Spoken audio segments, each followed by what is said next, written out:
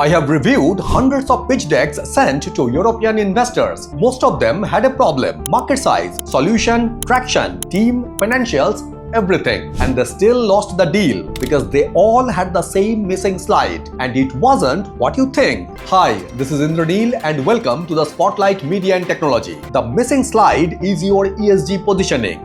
But here's the thing, it's not about adding an ESG slide, it's about the fact that ESG should never be a slide at all.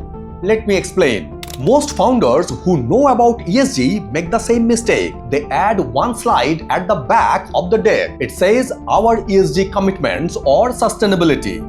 It lists 3 bullet points. It mentions carbon neutral by 2035. European investors see that slide and the meeting ends in their head. Not because they dislike ESG, because that slide tells them you don't understand what ESG actually means to their capital allocation decision. That slide screams, we bolted this on, and bolted on is the opposite of fundable. Here is what investors targeting the EU and global markets actually want to see, and where ESG should live inside your deck. First, your market opportunity slide. If you are entering the EU, show that you understand the regulatory landscape. CSRD, SFDR, the EU taxonomy demonstrate that ESG compliance is not a future burden, it's a mode. Your competitors who ignore it will be locked out of EU procurement and capital. You won't be. Second, your risk management slide. Name your ESG risk, climate exposure, supply chain vulnerabilities, governance gap, and show how you are managing them. Investors don't expect perfection.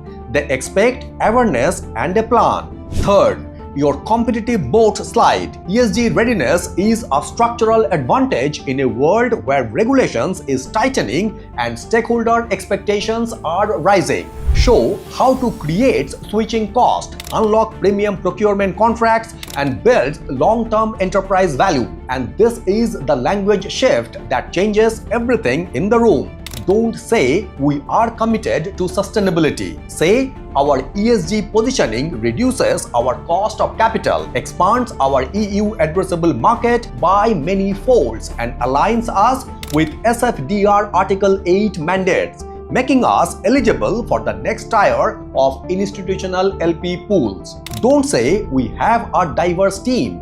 Say our governance structure meets CSRD board diversity thresholds, reducing regulatory friction in our target European markets. That's not ESG language, that's investor language about ESG, and that's the difference. Before your next investor meeting, run this 3-point ESG pitch audit on your check right now. Audit point 1.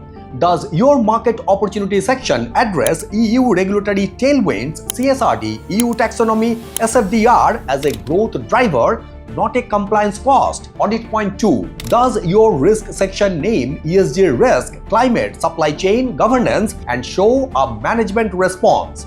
If it's silent, investors will fill that silence with worst-case assumptions. Audit point 3.